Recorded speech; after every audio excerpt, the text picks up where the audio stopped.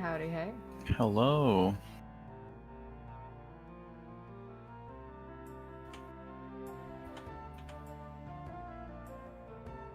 Very good. I would say pretty good. Very good.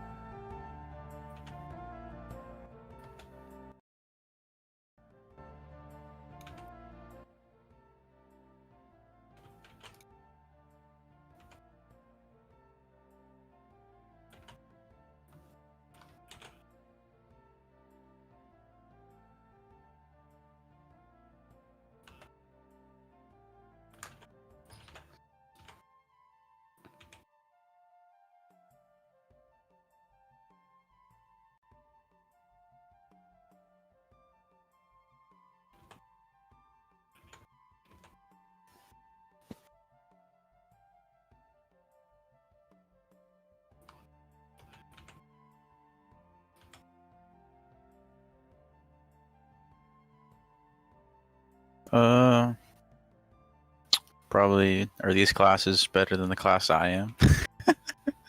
I feel like I'll just want to be this class next time. Or one of these classes next time.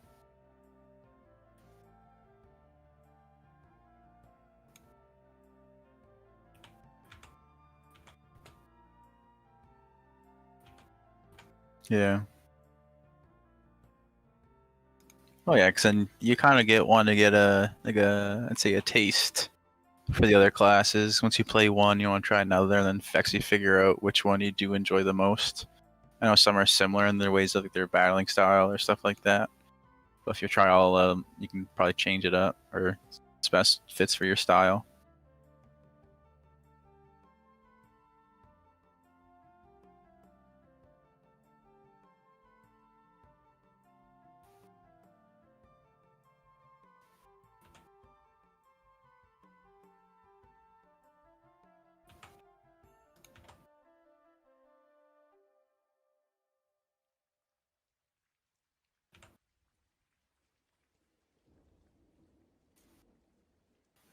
They're just that much difficult.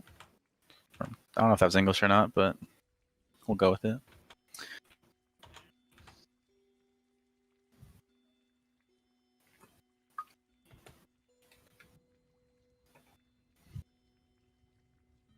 Would that be like spells, time you rest, and stuff like that?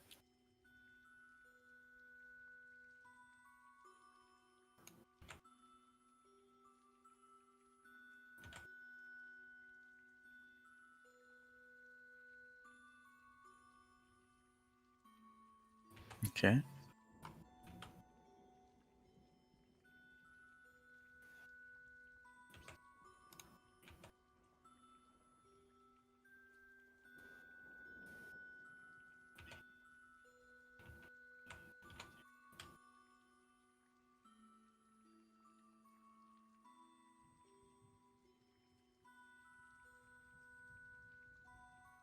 Okay.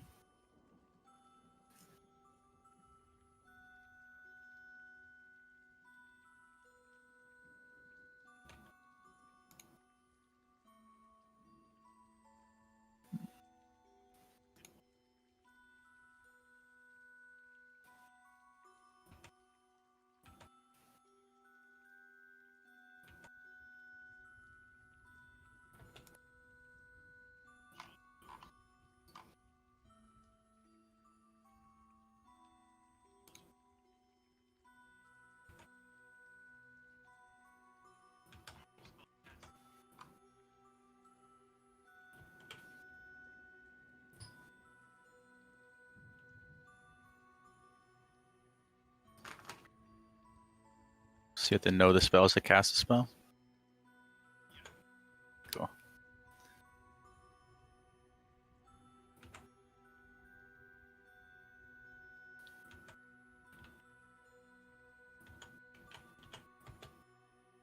Interesting.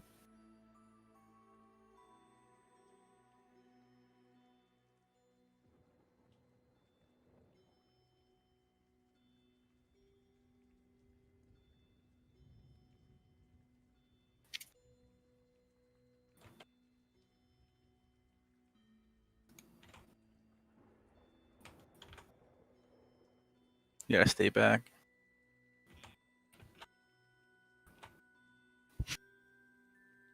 That's not good, is it? No. It's good? It's not good. Mm-mm.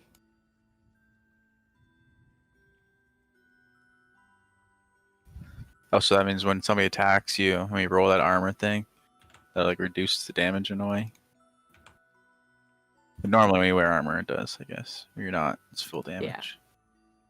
So usually when you wear armor, it'll change your armor class, which just Yeah. makes things a lot harder to hit you. Mhm. So if you have armor and you have proficiency in armor, you can get, I think, 20 to 22 in 5e. I think 20, you can get up to 22 armor class, depending on... At level 1, I think the max, depending on your con and stuff. Like, if you're a barbarian and you have the unarmored defense, you could get, in theory, 20, depending on if you just are that statted. Yeah. But for the most part, it's like gonna be like leather armor, studded leather armor, maybe plate.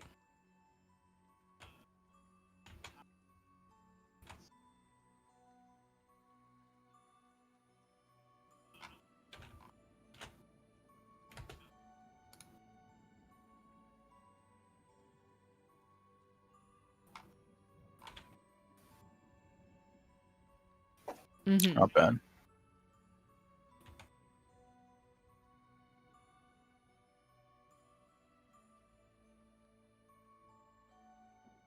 I think 16.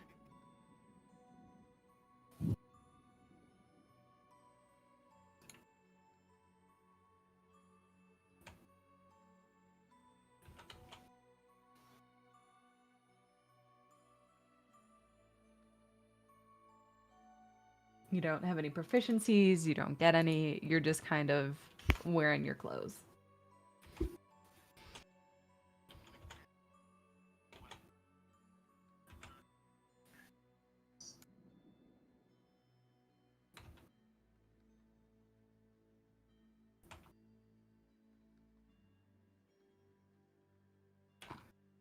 Interesting.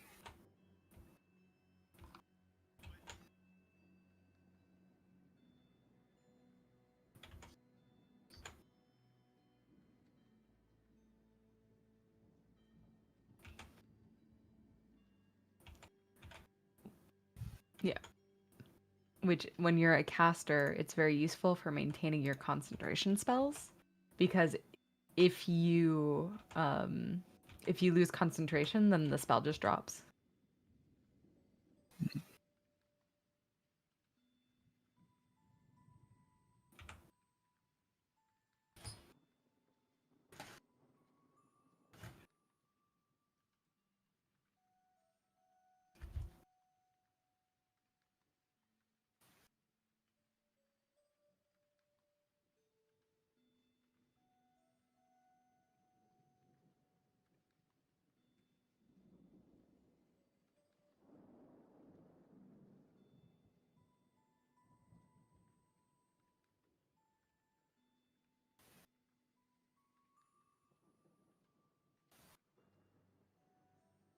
Not bad. It's pretty good. There are some feats that you can take when you get to like level 4 and stuff that'll give you advantage on concentration throws. So if you don't have proficiency in con saves, it gives you that like little bit of extra because you get advantage. So having Warcaster, yeah, it's Warcaster. So having Warcaster as a sorcerer is really, really good because not only are you proficient in con saves, but then you get advantage on making concentration saves to maintain your magical effects.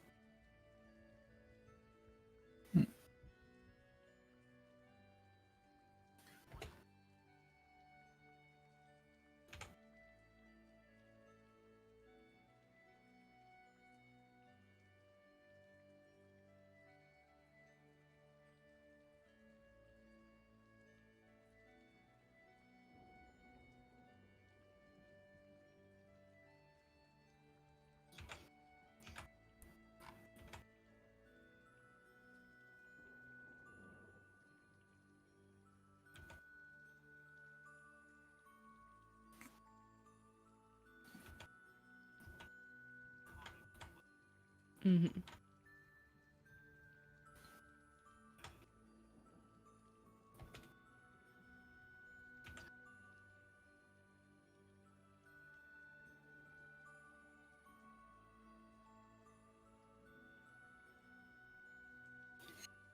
Seems pretty confusing so far.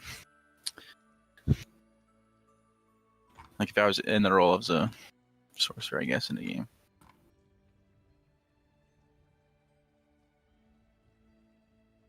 Oh, well, okay.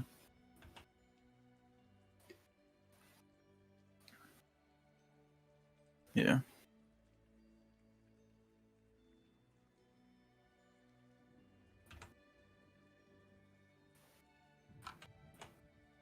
Two sorcerers.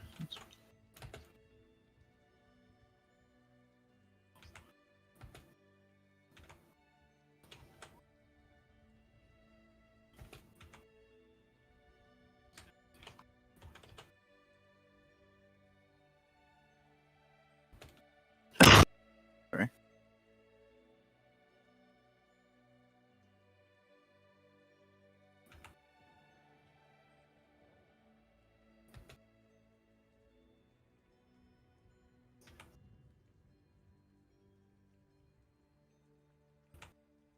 Interesting.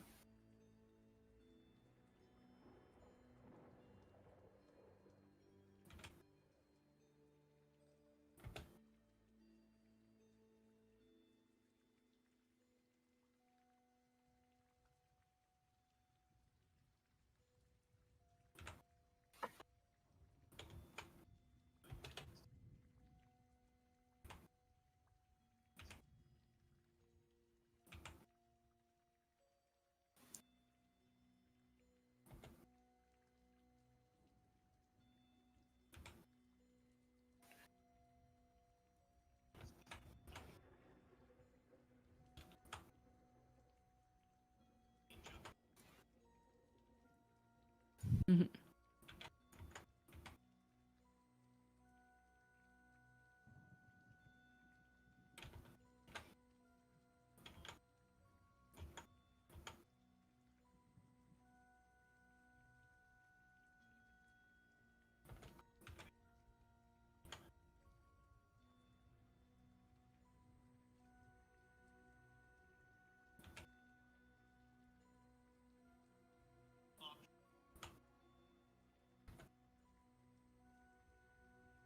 Yeah.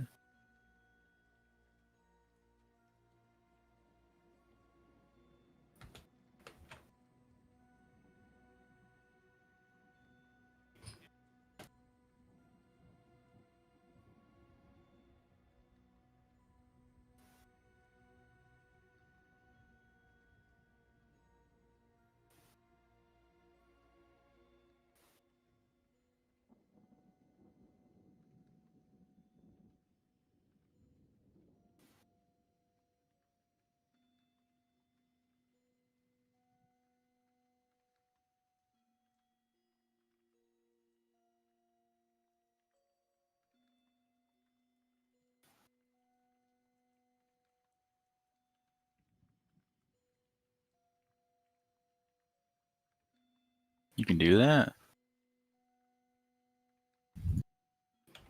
Interesting. It's always kind of nutty exactly what you can do.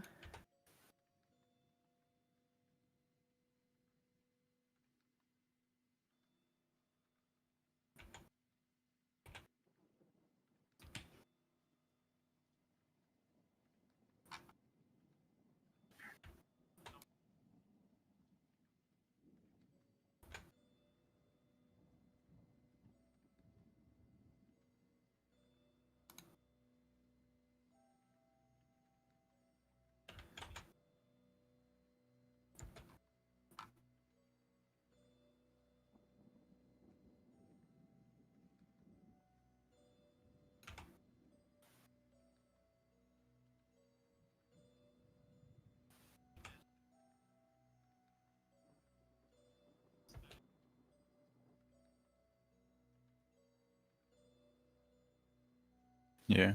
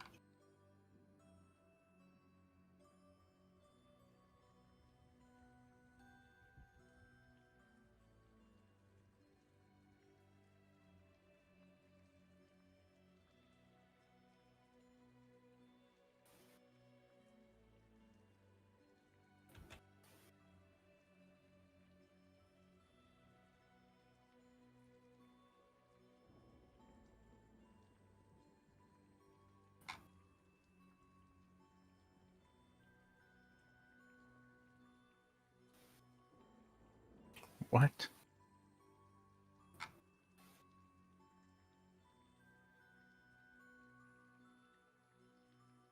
Yes. Yeah.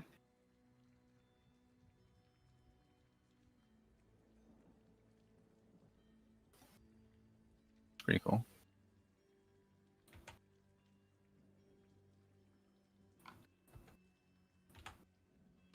It's one of those things that's super useful in the moment.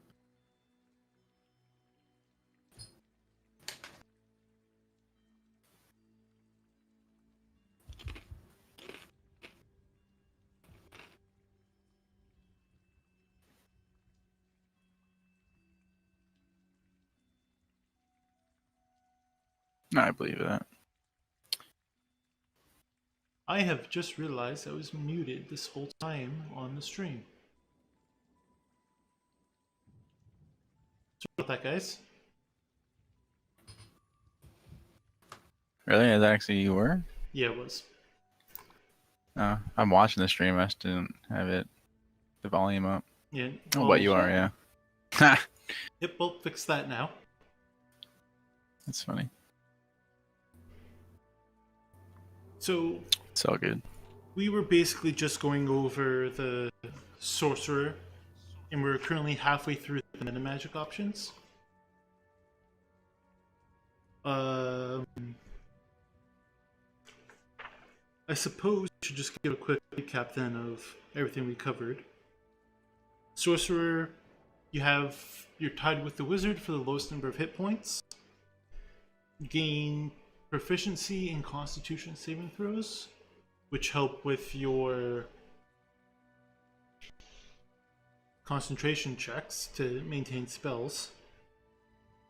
We talked about your sorceress origin a little bit, which we're going to get to more in detail later. But new players should be looking at the Draconic bloodline opposed to wild magic. We talked about your font of magic and your sorcerer points that you can exchange for spell slots and vice versa. And currently on the meta magic section, Careful Spell lets you to pick creatures that will automatically succeed your saving throw. Good for stuff like Fireball and Lightning Bolt. Distance Spell can double the range of a spell. Empowered Spell lets you reroll damage. Yes? I have a question about the distance one. Yep. If the range is touch, how does that get doubled? 30 feet. Oh 30 shit. That's useful as all heck. It's pretty cool. Yep. Empowered Spell lets you reroll dice for damage. Extended Spell will double the duration to a max of 24 hours. Next. Heightened Spell, which is the one that we are currently on.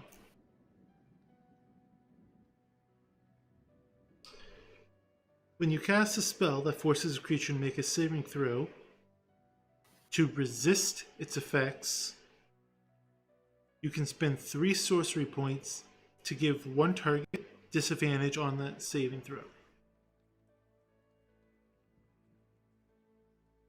So this would be good with Fireball or like something like Disintegration. I can see it being pretty good with disintegration. Yeah, it's gonna do with Disintegration. No idea what those do. Well, Fireball's pretty self-explanatory. Disintegration literally turns into dust. Yeah, that makes sense. After we get through the classes, Socks and I will just bring up some notable spells, some of our favorite spells to use on these casters. Quicken Spell. You can spend 2 sorcery points to use a spell that has normally a casting time of 1 action to being a bonus action.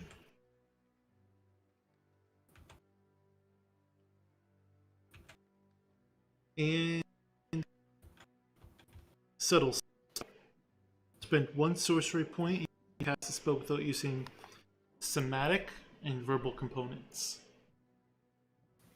So most of the time when you cast a spell, it'll have either hand motions or a verbal thing that you have to say. Subtle spell will just don't even have to worry about it. You can just kind of cast the spell.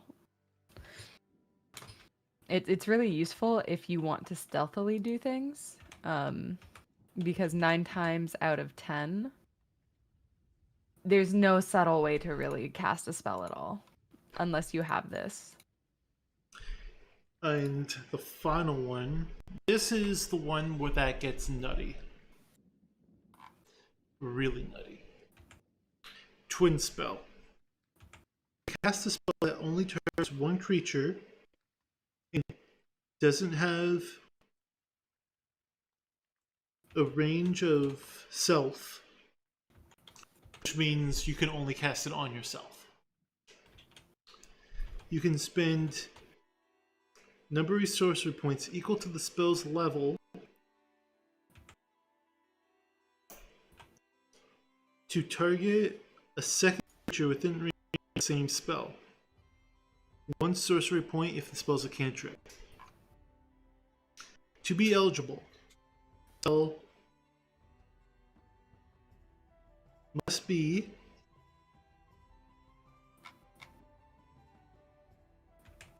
incapable of targeting more than one creature at the spell's current level. For example, Magic Pistol, Scorching Ray are not eligible, but Ray of Frost and Chromatic Orb are. This means you can't, like, shotgun out a spell. Mm-hmm. That's where the fun is. Ah, it does seem broken. Just shotgun a spell. But this will let you cast Firebolt twice in a turn. Mm-hmm. Which, that seems fair. Then you don't get anything else till level 20 as the base class. Which is just you regain 4 sorcery points at the end whenever you finish a short rest. Mm-hmm. Meh. It's one of those things That's where meh. Sorcerer is really good outside of combat, I find. Inside of combat, it gets a little...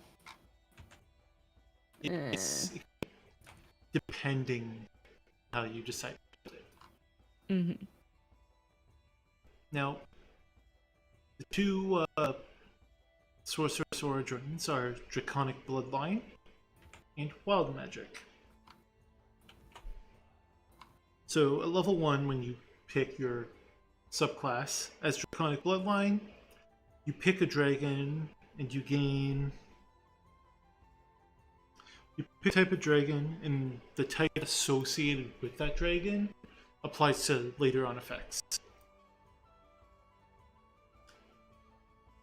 You also gain the ability to read, write Draconic. Additionally, whenever you make a charisma check interacting with a dragon, your proficiency bonus is doubled.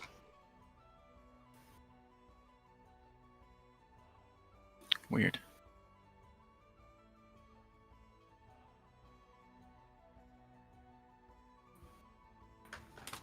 Level, your point maximum increases by 1.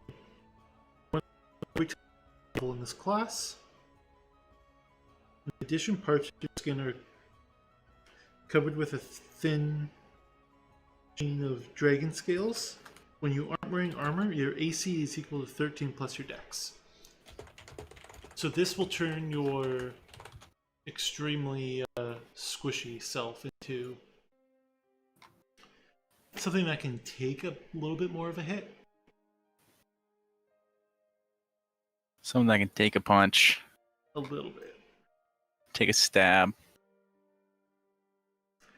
Level 6, you can add your charisma modifier to damage rolls that use the element associated with your dragon. In addition, you can spend 1 sorcery point to gain resistance to that type of damage for an hour.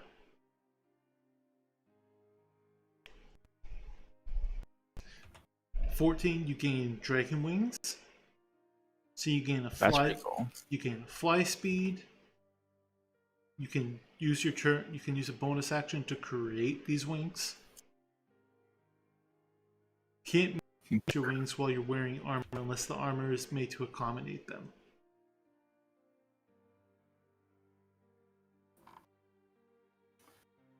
Can create wings. Yes.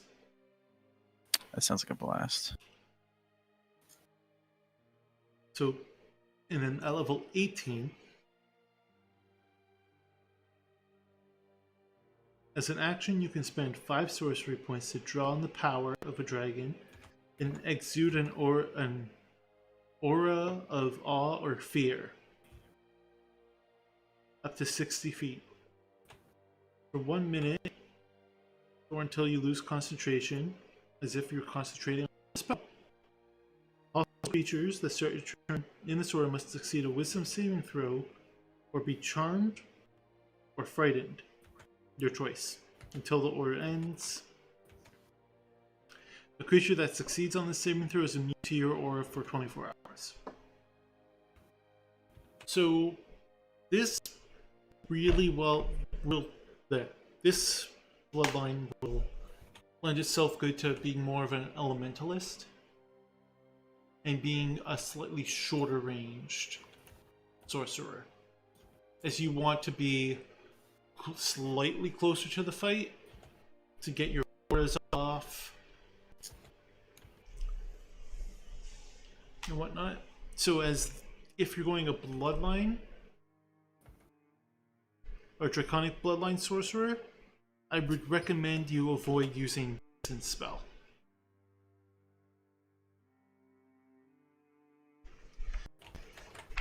And then we get into the... Why is that? Because you want to stay somewhat close to the enemies to get them into your aura. Whereas Distance Spell will... If you get Distance Spell, typically you want to be farther back. Yeah. Even though it really doesn't come up that much because spell ranges are ridiculous. However, like I said, you can get some ludicrously long-range spells. Ludicrously. I believe that there's a combo you can do where you can, if you multi-class into Warlock, which we'll get to in a second, and Sorcerer, you can get your Eldritch Blast spells to hit over a mile. Which is completely insane.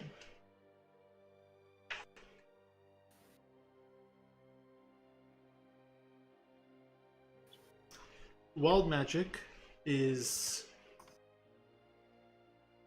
a total nightmare at times. Is that nightmare for yourself or For nightmare just for everyone.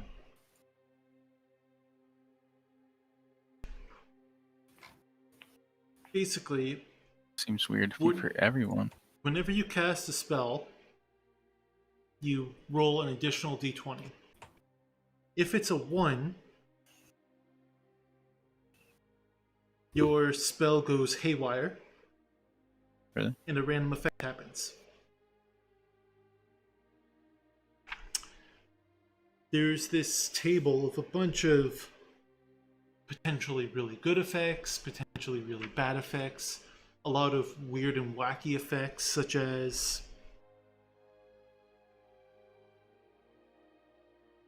for the next minute you must shout when you speak.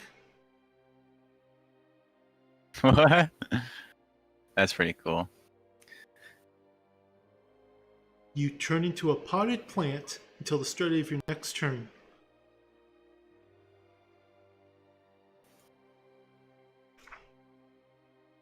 Okay.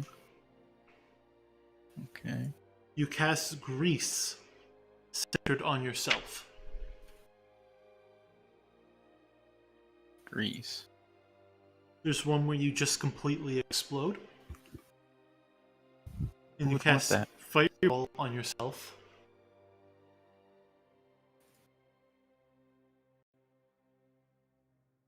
What? However, there's some good ones like all your sorcery slots. Or, yeah, sorcery points. If you die in the next minute, you're immediately brought back to life. But these are all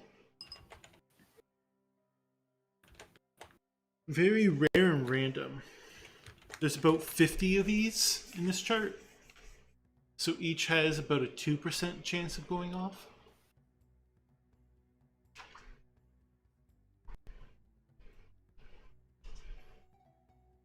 So right away, like that's the main gimmick of this subclass. It's just pure chaos. And I love it.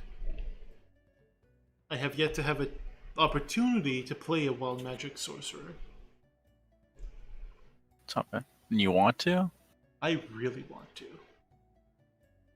But you need to be with an experienced group first. Well, after this, I'll be experienced. Don't worry. Hell yeah. Don't you worry.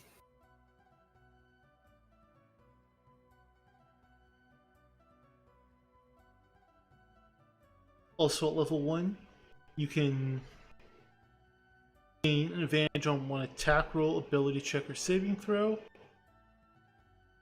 You must finish a long rest before you do this feature.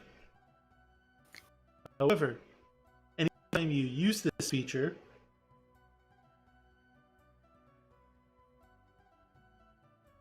or anytime before you regain use of this feature, the DM can have you roll on the Wild Magic Surge table, and immediately after you cast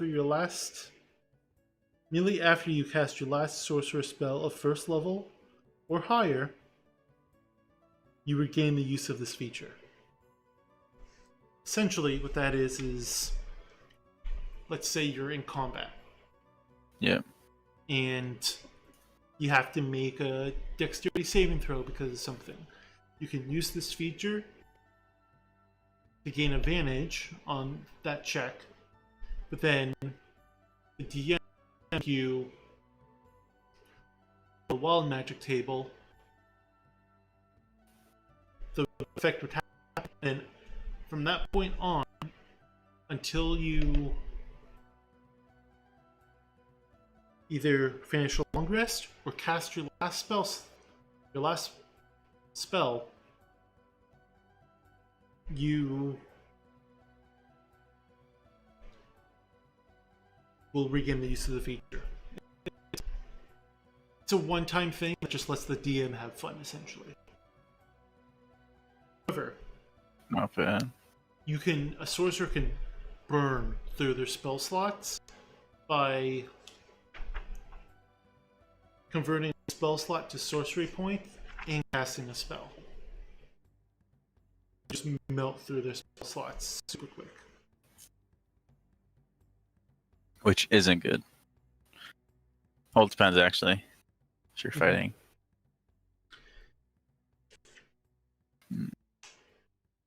At level 6, you can use 2 sorcery points to end your reaction, to influence an attack roll or an ability check or a saving throw by a d4.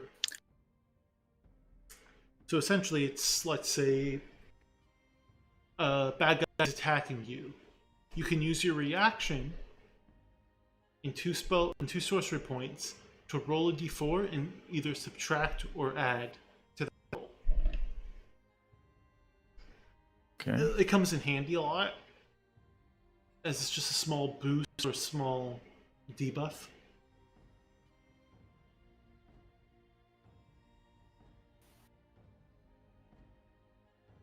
Level 14, you can roll twice on the wild magic table whenever you have to, and you can pick which result you want.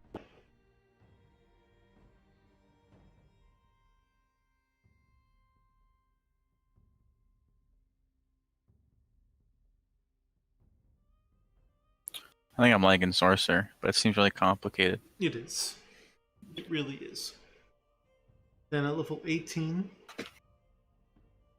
when you roll damage for a spell, and roll the highest possible on any of the dice, you can choose one of the dice, roll it again, and add that roll to the damage.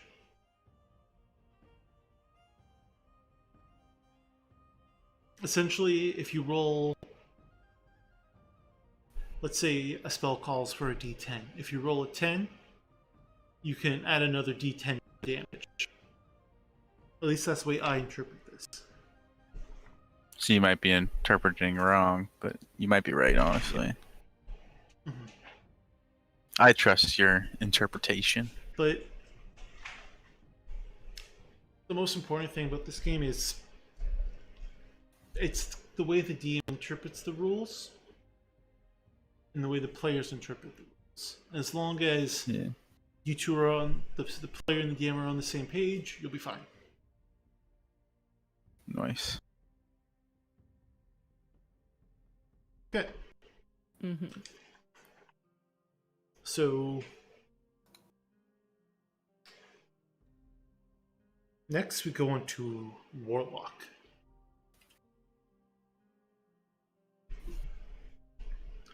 So Warlocks get their power from someone else.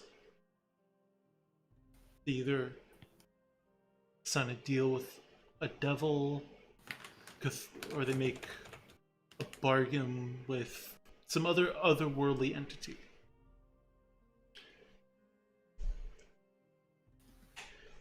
So you get a D8 hit die, so you're a little bit tankier, a little bit bulkier.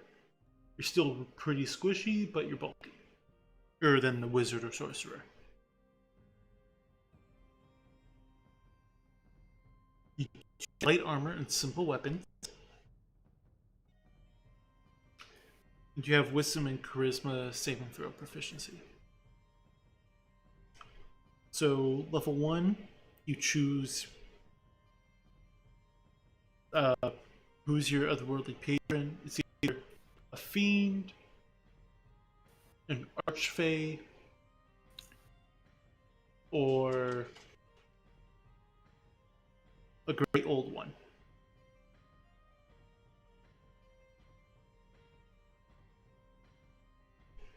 Also, level 1, you get spell casting. Now, spell casting works differently than every other spellcaster in the game. For Warlock, you still have spells known, but you also have one spell slot at level 1. And as you level up, you gain more spell slots. And that spell slot those spell slots will increase in level. So at most, you can only ever have 4 5th level spell slots.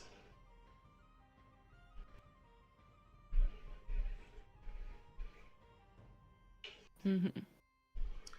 Warlocks always wind up having to upcast too, right? Because they don't have lower level spell slots. Mm-hmm.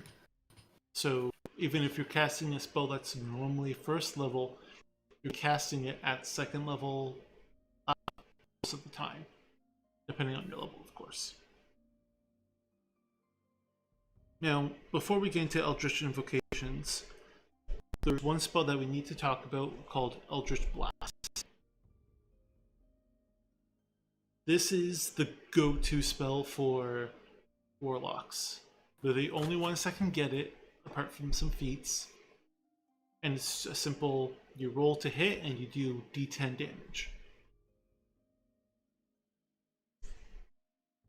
Then as you level up, whenever you cast it, multiple beams come out.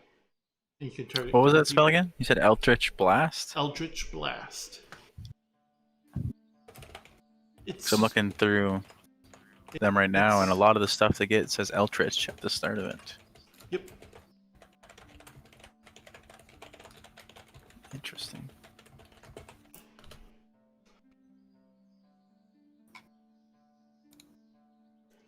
Okay. So we'll get to your Eldritch invocations in a bit. Until then, we'll go over other stuff that the Warlock gets. At 3rd level, you pick your Pact Boon, which is either a familiar, a weapon, or a book. So it's Pact of the Chain for the familiar, Pact of the Blade, and Pact of the Tome for book and sword sword and book respectively. So Pact of the Chain gets you the Find Familiar spell that you can cast as a ritual and count towards your spell's known. And you gain some additional forms, such as an imp, a pseudo-dragon, Coasket, or sprite. Additionally, if you take the attack action, you can forego one of your attacks and let your familiar make an attack instead. Pact of the Blade, you can just summon a sword. That's pretty cool. It is pretty cool. But like that means you have to go melee range to attack. Yep. Do you want to do that as a warlock? There is warlock builds that can take you into melee. Oh. Pretty cool.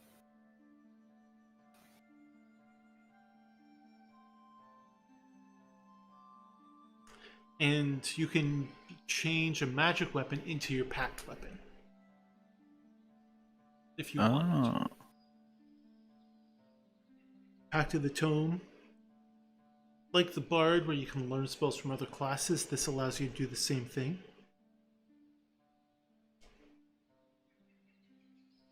At level 11, you gain one 6th level spell from the Warlock spell list.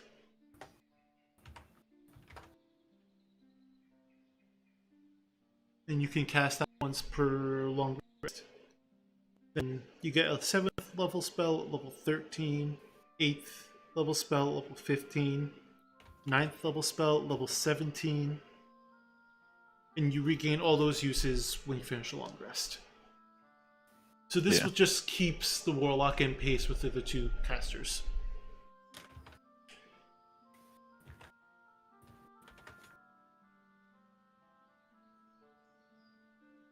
At level 20, you can spend 1 minute to gain aid from your patron. To gain aid from your patron, you gain all spell slots from your pact magic feature. You can use this.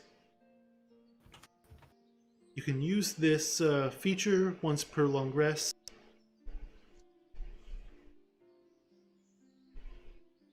It's very helpful because you only have 4 spell slots at level 20. So you can cast 4 spells and that's it.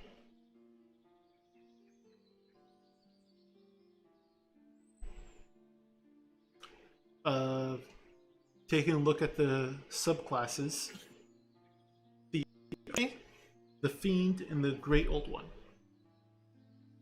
Archfey is a lot more trickery. You get spells such as Sleep, Calm Emotions, Greater Invisibility, Seeming, Dominate Beast, Dominate Person, Blink. So it's a lot of utility.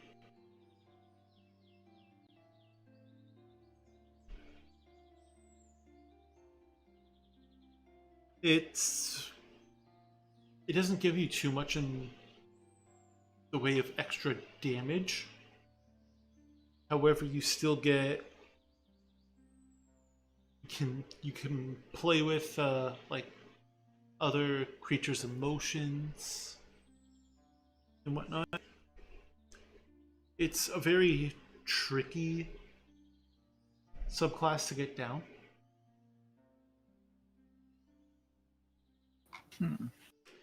The Fiend is your damage.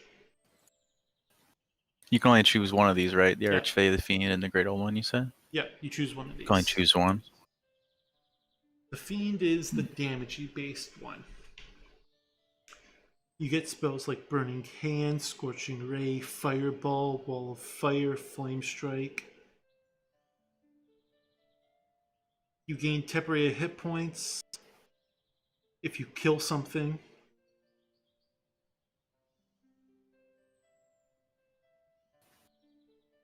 You add a D10 to an ability check. You can literally teleport someone to hell where they get so scared they take damage. Off of being scared? Yep, if they're not a fiend. Okay, so level ability Hurl Through Hell. Level 14, when you hit a creature with an attack, you can use this feature to instantly teleport them through the lower planes. The creature disappears and is hurled through a nightmare landscape. Until at the end of your next turn, the target returns in the space previously occupied or the nearest unoccupied space. Yeah. If the target is not a fiend, it takes 1d10 psychic damage as it reels from the horrifying experience, once per long rest. So, this subclass is essentially you're dealing a bunch of damage to boil it down to it. A lot of it is fire based, but you still get your the Hurl Through Hell psychic, but it really encourages you to blast your way through your problems. Yeah.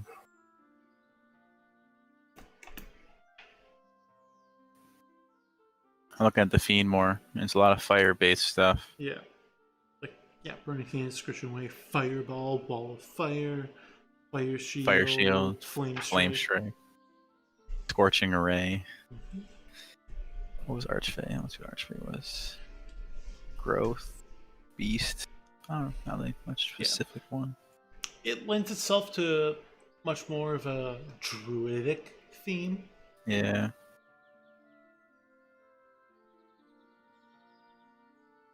Great Old One. And what was the other one? The Great Old One? Yeah. Great Old One is a Laughter. lot of crowd control. Wait, who's Tasha? That's the latest book. Yeah, I still have to get that one. Tasha's Hideous Laughter. Mm-hmm. I feel bad for whoever Tasha is. They made a spell after her. I mean, Tasha's the one that made the spell. Oh. It's her Well, spell. feel bad for her laugh then. That's awesome. So the spells really lent itself to shutting down enemies.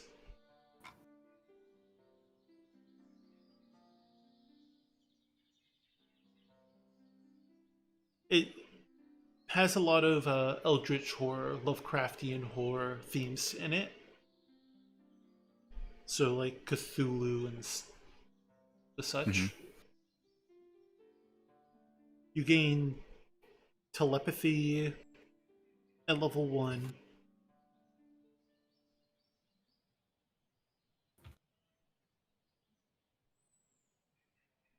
You can influence creatures when they target you for an attack. You can impose disadvantage.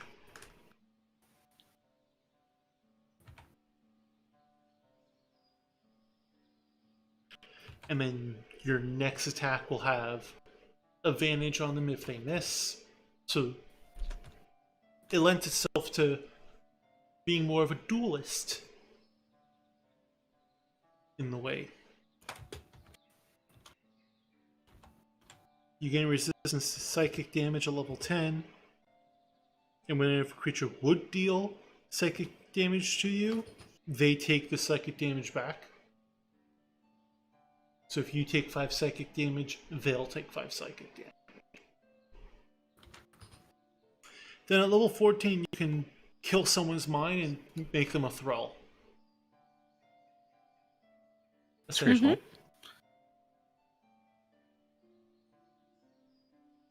So, a lot of fun stuff there.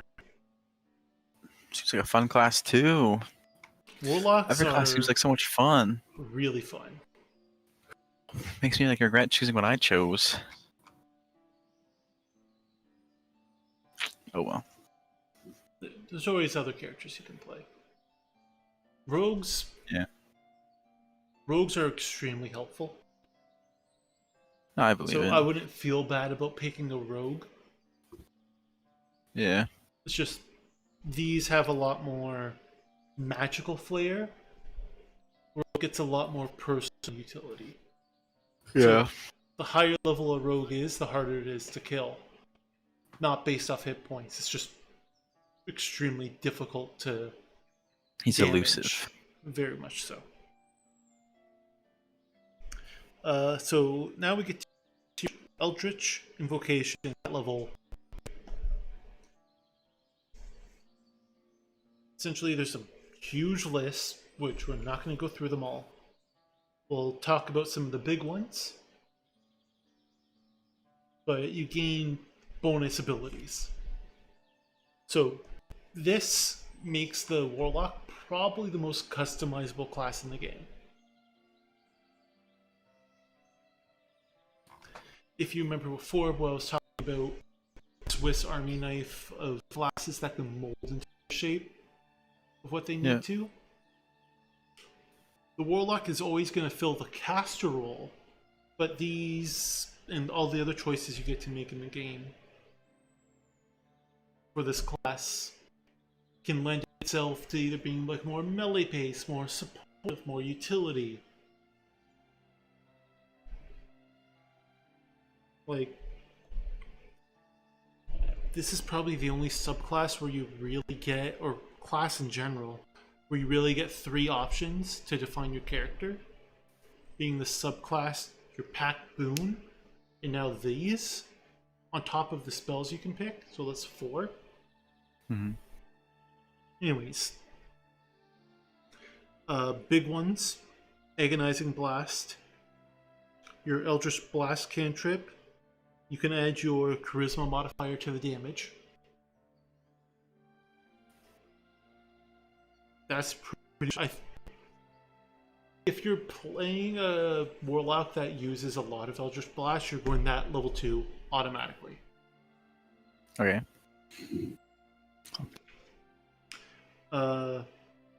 Eldritch Spear, your Eldritch Blast gains a range of 300 feet. It's not necessary. Wait a second. It's 300 feet? That's a lot, isn't it? Yeah. It's not necessary. It's fun, but not necessary. Oh, so it's just... It's mostly used for casting outside of combat, or if you're using Theater of the Mind. Yeah, so it's like a trolley kind of thing, maybe. Maybe, yeah. I'll accept that. It can come up, but in typical games, you don't really need to worry about it. Repelling Blast is really fun. Whenever you hit someone with your Eldritch Blast, you can push them 10 feet. Okay. In another book, there's one that you can pull them towards you, which is really fun as well. Armor Shadows lets you cast Mage Armor, but you already have proficiency in armor, so you take it or leave it. Eyes of the Runekeeper, you can read all writing.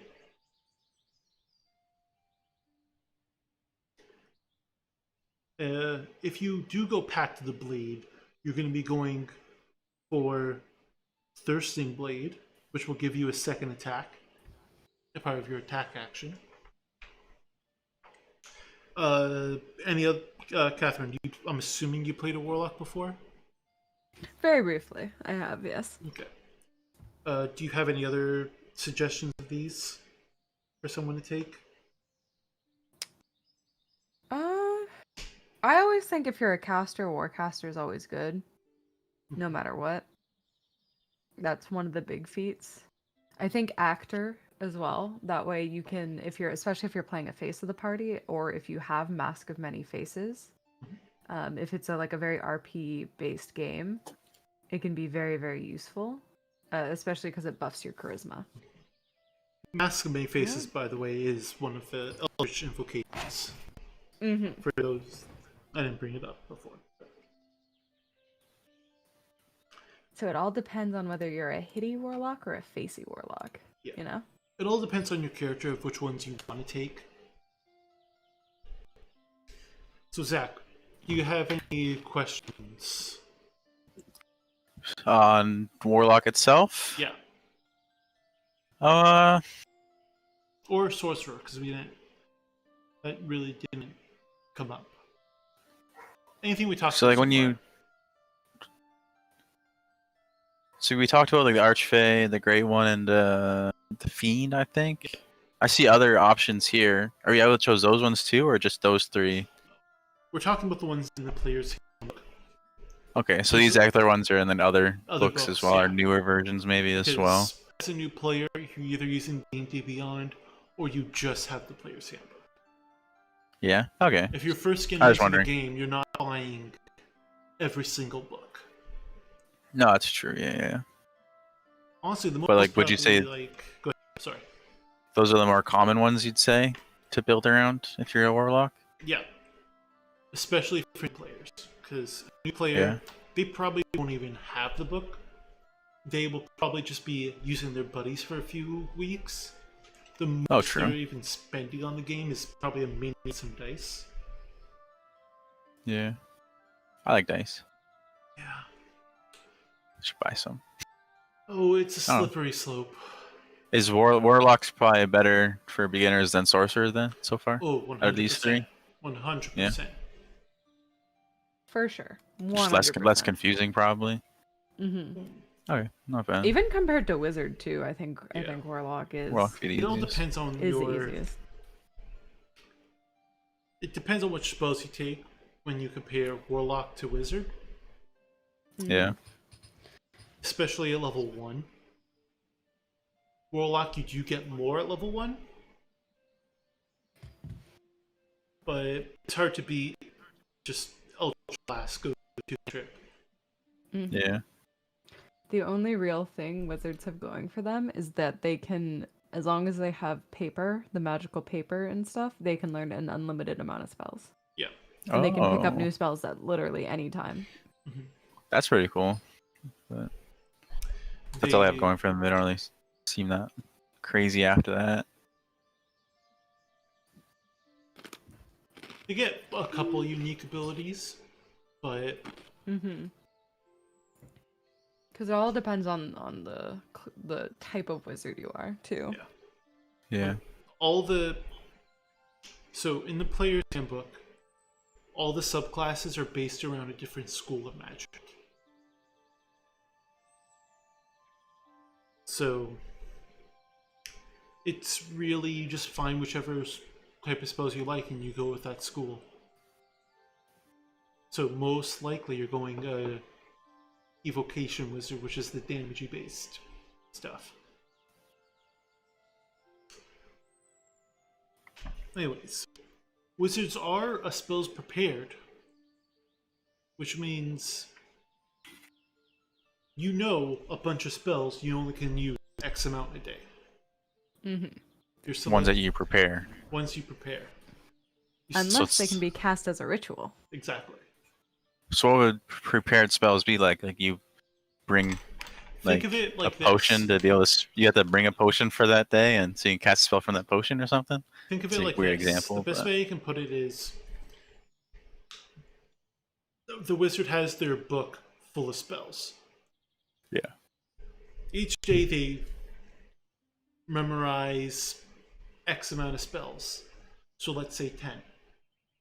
Okay. And then for that day, those are the only 10 spells they can choose from.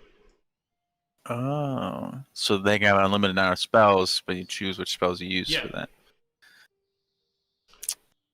That's interesting.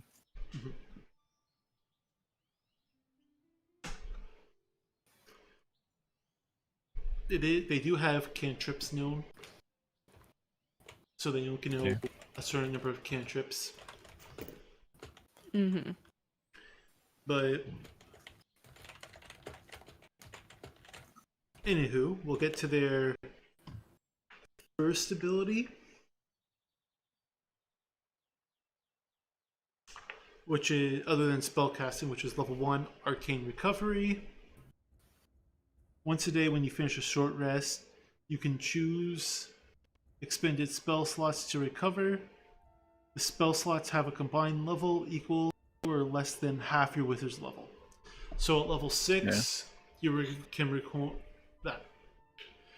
recover up to 3 levels worth of spell slots. So that could be 3 level 1s, a level 1 to level 2, or just 1 level 3.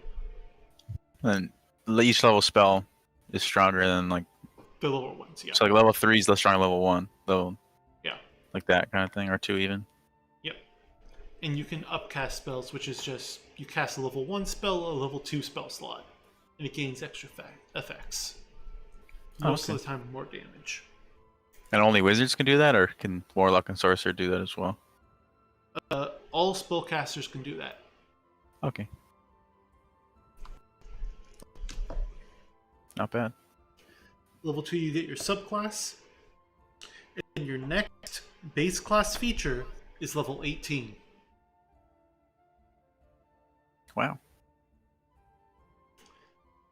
You can choose a first level and a second level spell slot that are in your spellbook. You can cast those at their lowest level without expending a spell slot when you have them prepared. If you want to cast them higher, you have to expend a spell slot. You can spend 8 hours to change these out. So this is, you have your go-to level 1 and level 2 spell. You can just cast those on repeat. Yeah. Then at level 20, you gain mastery over 2 powerful spells. To choose 2 third level spells in your spellbook, those are your signature spells. You always have them prepared. They don't count against the number of spells you have prepared. You can cast each of them once without using a spell slot.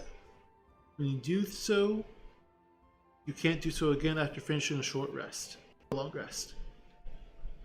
If you want to cast them at a higher level, you have to expend a spell slot.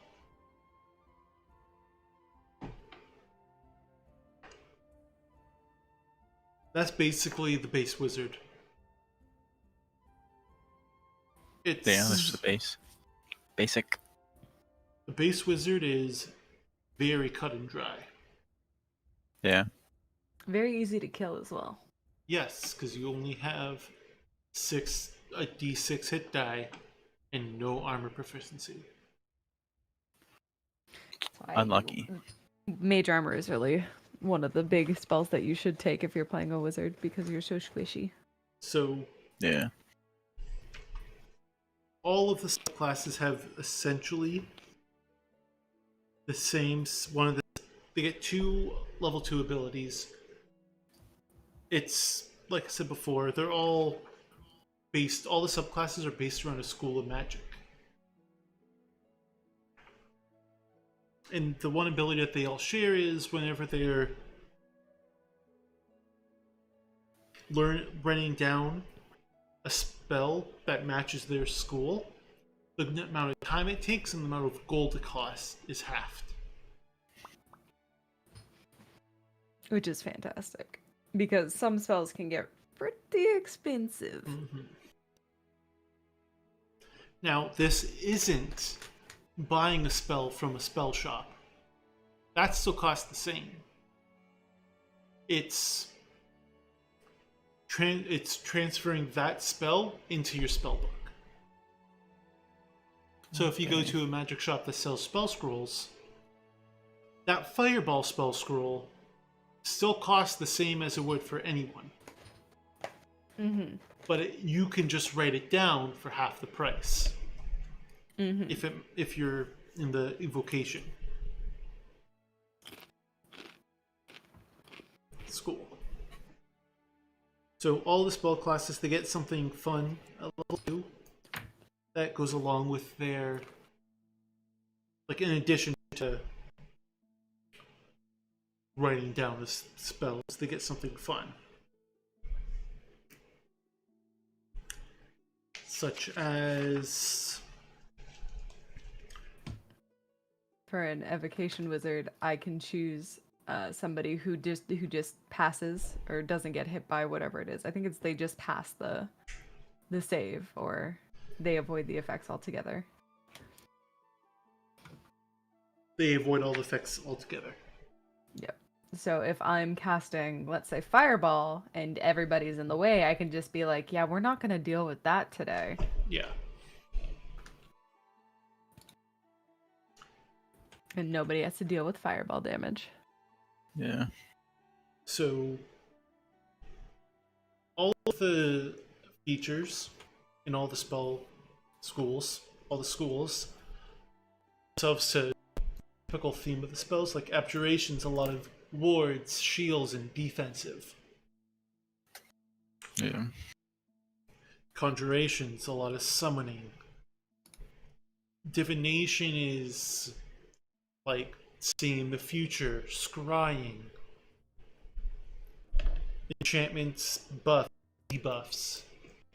Evocation is pure damage, like fire. Illusion, self-explanatory. You make illusions. I don't know how else to put it. Yeah. Necromancy. Again, it's Illusions. you make spooky ghosts, zombies, skeletons. It aids in necromantic spells. Transmutation. It's like turning lead into gold and whatnot. Alchemy and stuff. And that's 3 casters. If I were to rank them from easiest to hardest, it's probably going to be Warlock, Wizard. So it's like Sorcerer. Warlock, Wizard, Sorcerer. It's a lot higher. It's very much so. Now, Like that's just out of somebody using it being useful with it, or just difficulty to play. difficulty for a new player to play. New players. Mm-hmm. So, such a, like... Because with Warlock, you have a lot of options. But those Yeah. are all passive and you always have them. Or they're a one-time use. Sorcerer, you're managing 2 or 3 different resources.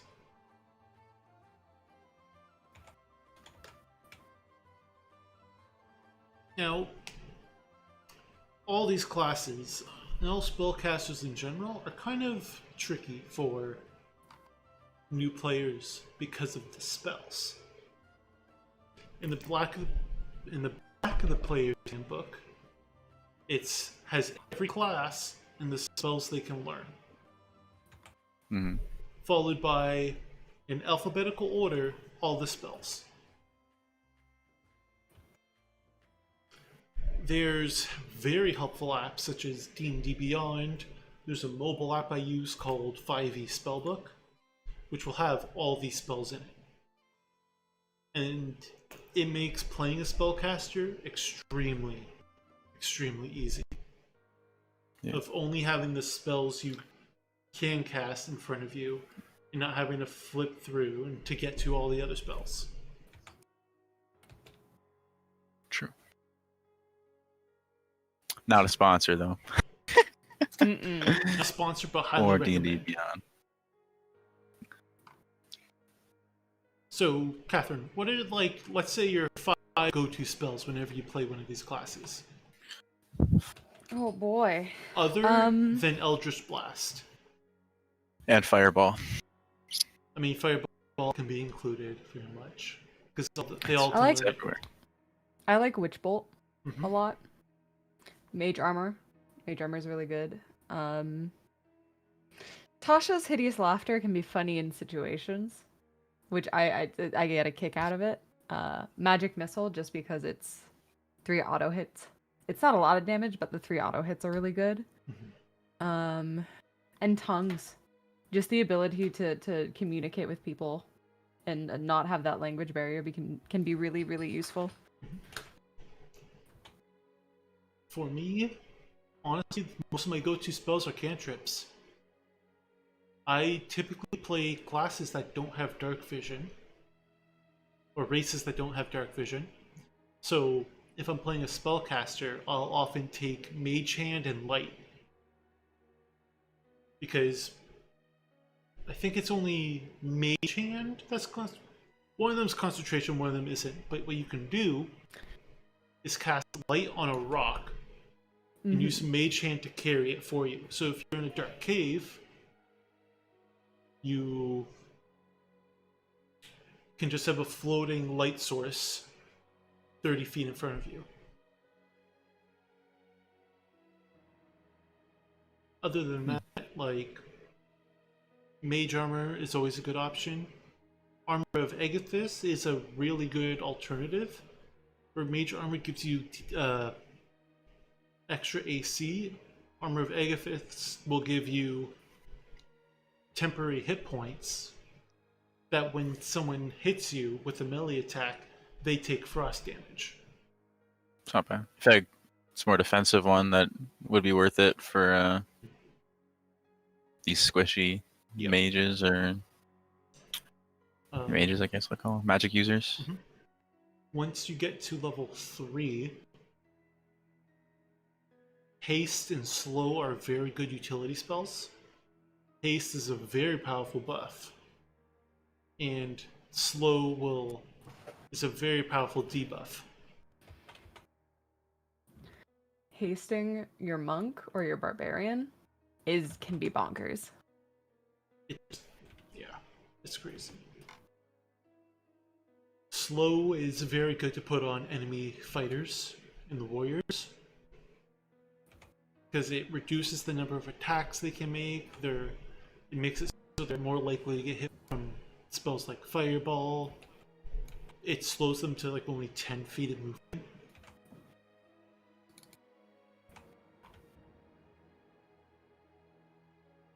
It's so good. My rule of thumb is you pick 2 or 3 damaging spells that apply damage in different ways. So you have one that it's a hit. So like Firebolt. You have one that forces your enemy to make a save. And then Magic Missile, because it auto hits. And then you can go with a bunch of utility spells. Because a common trap that I find new players fall in is they only take damage spells. Mm-hmm. And the issue with that is you're always just going to use the best one. Yeah. Like I would always recommend a new player that's playing one of these classes to look at the spells and take 1 or 2 spells that will deal a different type of damage and in different ways. Because It's like diversify your spells. Yeah, you want to diversify your damage spells. Yeah. And then you can stockpile a bunch of utility spells. Or just go full on damage. But then you could, but the issue with that is you're only going to be using the best one. That's fine. And yes, death is the best form of crowd control. It is. Or CC, not I should say crowd control. That can come off horribly. It's a long term right there. Yeah. Mm-hmm. Like We like short forms here. It's one of those things where it's like, then it doesn't give you a lot of room to flavor things. yeah. Because if you're just taking the best spells all the freaking time, then your character doesn't really have a lot of growth opportunity, you know? Yeah. It's Like, one of my favorite things is thematically choosing spells. So making a storm sorcerer who only really takes like thunderbolt and thunderwave and like very thematic theme spells, they might not be useful. Like lightning lure is very like situational, but it would fit for the theme. Yeah. and like I find it's better to have a bunch of utility spells opposed to a bunch of damage spells. Because if you can't kill the thing you're targeting, then it's not changing anything. You're changing his HP points or his hit points if you. And that's it. But he still has the same damage output. He's still just as hard to hit. Where if you take utility spells, you can either be reducing his damage output, you can be making it so overall your team gets more damage off on them.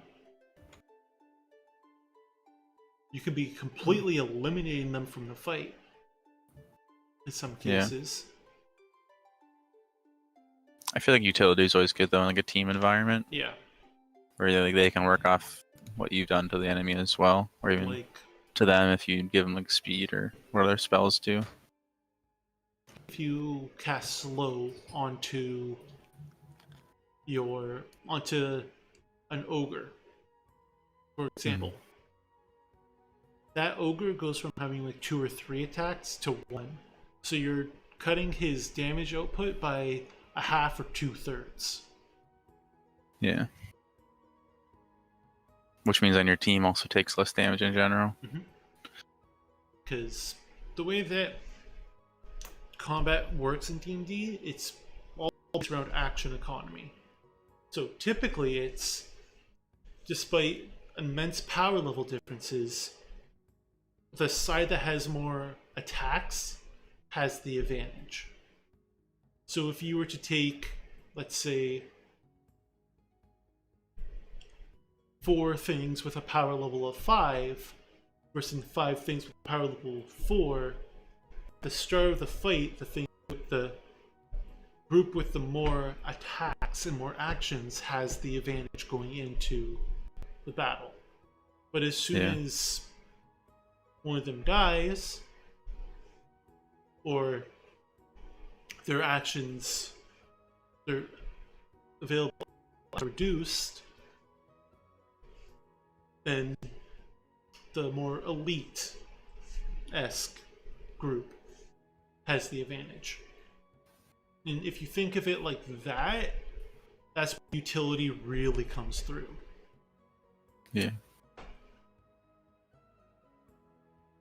Okay. Well, if you have any other questions. I don't know if I do. I think I know that it's a pretty difficult class. Good thing I didn't choose it actually, because I'd probably be struggling more than I already am. Because I still don't know how to attack on rogue yet. Rogues, But we're learning. Yeah, rogues throw a little bit of extra complications into just attacking, but it's not hard to figure out. Ooh, one spell that we forgot about that, oh my god, it's so important. Counterspell. Oh shit. Yeah. Counterspell? Oh my Yep. god. It's Counterspell is so good. so much fun. Essentially, you can stop a spell from another caster. Oh, like if you're against the caster. Yeah. You can just go, I don't think so. Now, It's pretty cool. Not today. if you're playing a high caster party and they all take this, that's when real shenanigans happens. Because yes, you can counterspell a counterspell.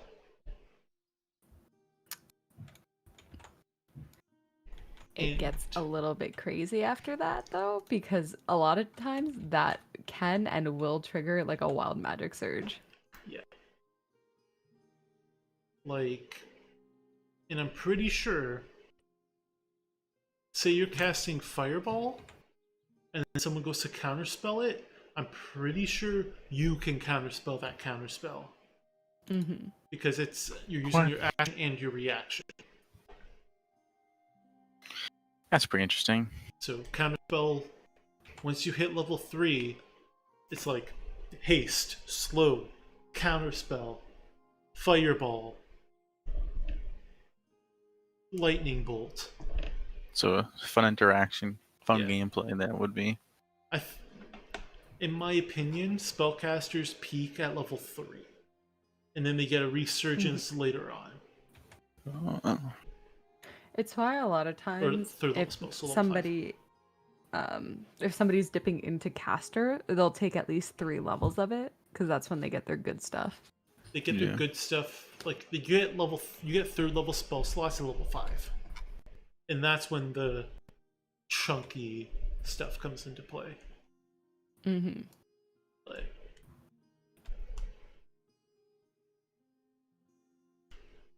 okay, well, thank you for everyone that came out. I apologize for the audio issues on my end. I forgot to unmute for the first 15 to 20 minutes. It definitely happens. Yep.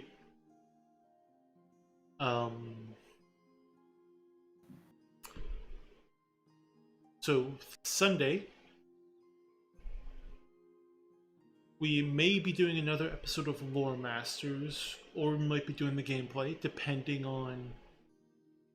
Well, 2 of our players are part of the collegiate League of Legends team, and they do have finals for one of their leagues that day. So, depending on how long that goes, we might do an impromptu Lore Masters. If they can make it, then we'll be doing we'll be continuing on with the story. Next Friday, we will be coming back to you with another episode of Lore Masters. Hell What yeah. we will be talking about, we don't know. That's something we still decide. So if you have suggestions, let us know. You guys have anything else to say before we wrap up? Got none right now. Take spells that you think are shitty because it would be hilarious to use any other time. Okay, but like, real talk. Okay, what's the spell that's actually useless? There's one spell that I warn people about is usually do nothing if you take it. Is it friends? No, Friends is actually useful. Hmm. It has a very niche use, but I it's feel either like 9 times out of 10, most spells are pretty useful. I think it's either True Strike or Blade Ward. Oh, True Strike. True It's Strike? True Strike. Yeah. Because as a caster, the likely, like, unless you're a Blade Singer or a Hexblade Warlock, True Strike is literally useless to It's you. not even. It's a cantrip. It's not worth it. Don't Okay. look at it. So what it does, it's not even useful if you're playing a Hexblade or a Blade Singer. Because you have to spend your action, your bonus action, maintain concentration to get advantage on your next turn. Yeah. When you could just hex, Mhm. which is significantly better. So, yes, what Catherine said is true. Take are typically seen as bad unless that spell is True Strike. Then just don't look at it. Do not perceive it. You know? Yeah, it's a rough one. It's actually useless. Like, Yeah. okay, well, thank you everyone for coming out. Once again, we'll see you next time. Hell yeah. Bye Take bye. care.